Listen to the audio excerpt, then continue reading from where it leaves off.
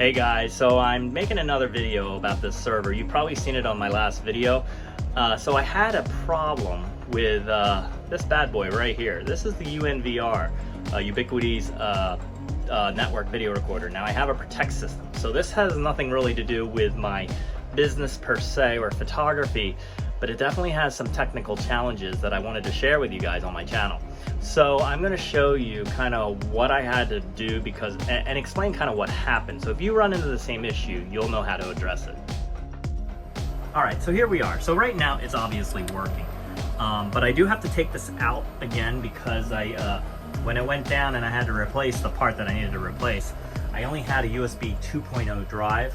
So now I have a USB 3.1 drive, and I'm going to replace that inside here. And I'll explain what that USB drive is all about in a second. But basically, brief synopsis, my UNVR was recording all the external cameras in my house. And randomly it just dropped off one day. And I was like, oh, that's weird. It must have had an update or whatever. So there's no real power button on this thing. So I unplugged it, and then I plugged it back in. And it did come back on and for a couple days, and then went off again. So then I plugged it back in. But this time, this LED indicator was blinking fast and white rapidly. And I was like, well, that's not good. So I contacted them, and they went through all these different things I could do and test, but it would not go back on. Now, the interesting part though is these LED indicators, if you can see them, they were blinking like they are now. And that means they were still capturing live feed from the outside and recording to these hard drives. So I was actually getting all the recordings, I just couldn't access the system, the software in the system. So I read up online, and they said the USB drive inside of this thing, which houses the software, the operating system, the linkage from your computer into this system was just failing. It was bad. From my understanding, the USB drives that they use are not that great of a quality, and I'm going to show you. But what I'm going to do is I'm going to take this out, and I'm going to kind of show you the inside. So we have to take these 4 screws out and disconnect the Ethernet that's behind here and the power cable. But first I'm going to shut it down the right way. And let me show you how you do that. Now I'm powering off the system. As you can see now, this indicator is now white. And so now I'm just waiting for the system to shut down safely. And when I shut it down safely, this way I know it's parking the hard drives, and it's also shutting down the system, so the hard drives and the data inside those hard drives will remain intact. So once those hard drives come to a rest and stop blinking, I'm going to unplug the system, and then we can actually take it apart. So I'm gonna do this off camera, but I'm going to be removing these 2 screws and these 2 screws from the NVR. So now you can see it's actually off, powered off, and now I can actually unplug it and take it off the rack. Now be mindful, one thing I would do is I would actually remove these hard drives. They're actually very easy to remove. You just press and slide them out, and they come out real easy, but they add weight. So just remember the order of the hard drives as you place them, and this is how I do it. So I place the first drive on here, the second drive, third drive, fourth drive. So I'm just gonna open these up, and the reason I'm taking them out is it saves weight. It's so much easier to take the weight. These are heavy drives. I mean, you add 4 of them together, they start to add up. So I'm just taking it out, so it's just a little easier. And now you can really see in there. So there's not much in there. It's just hard drive SATA connectors and some power stuff. So I'm going to show you kind of what's inside of this when we take it out, and show you the problem. All right, I'm back. Sorry for the noise. I have a heating system next to me right here, but I want to make sure people are aware when you're taking something out. Make sure you always back up your data. I backed up my files earlier yesterday, so it's the configuration settings, because what will happen is, and I'll explain this later, when I put the new USB drive in and put the hard drives in and everything, it's gonna think that this is a brand new system, and it's gonna want me to configure it. Once I start configuring it, it's gonna look from my latest backup file, and then it's gonna pull from it, and then it's gonna restore it. So you really want to make sure, back up your settings, make sure you have a copy on your local computer. So I'm just going to remove these screws, and you can see it fell down there. And then I'm going to remove it, and then I'm going to show you how you open this up and how you address the USB issue.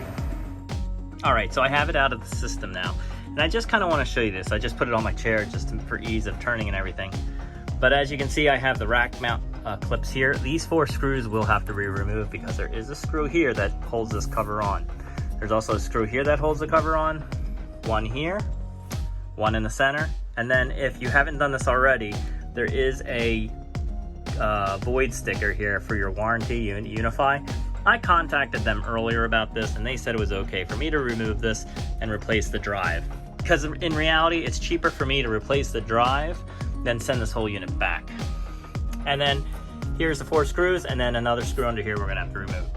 So just take your normal screw, your Phillips head, and start removing this. So I'm gonna show you how this is done. So these are gonna be pretty tight at first. So you're gonna wanna like give it a little bit of torque, and you might have to hold it on the other side and then just start turning these. All right, we're back. So I removed the screws. As you can see, there was that one hiding underneath this plate. So I have the plate right here and it was just hiding underneath of there. So you gotta replace that screw. Remove that screw, and then the ones all around the unit. So how you actually remove this is you actually wanna slide this way. And it'll give. Now there's these plastic covers on the back of here. You don't really have to worry about them because they're gonna just kind of go through and this thing slides back.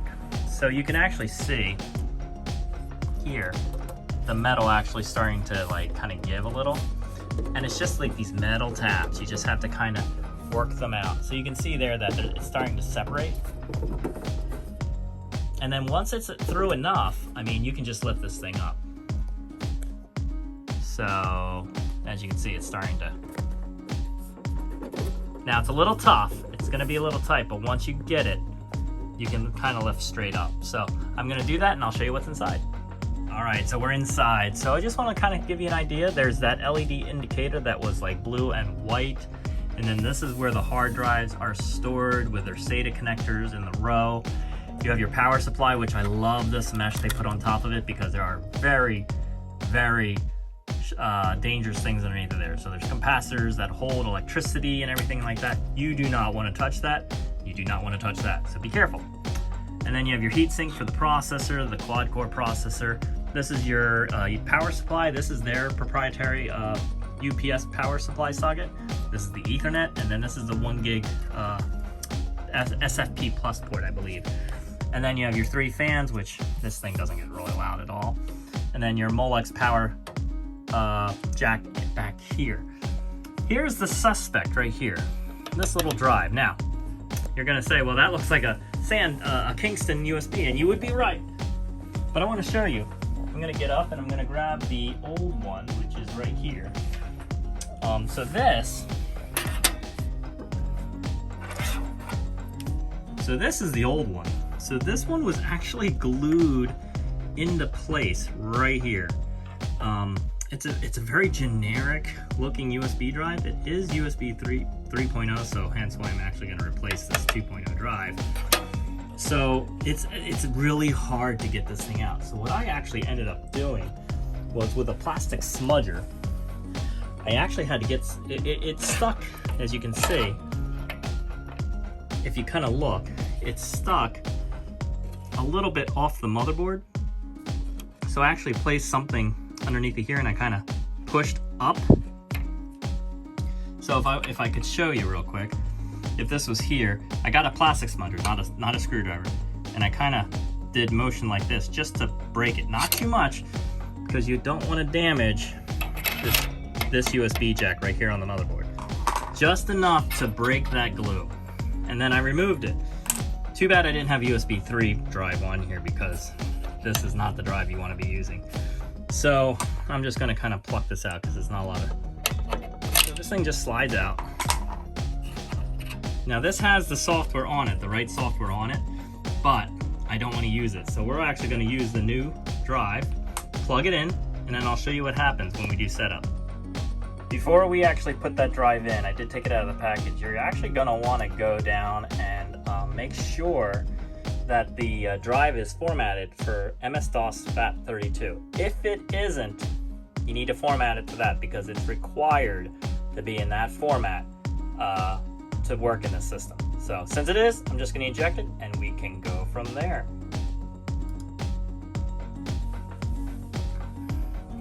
So I have to say, I really like these new micro drives. This is a 16 gig drive, and it's amazing how tiny they are. It's not that size matters for this instance, but I'm just gonna plug it in right there.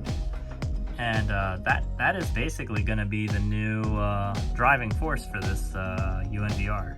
So I'm gonna close this back up, get it all connected, and then I'm gonna show you what happens when it's time to actually put the new software on this.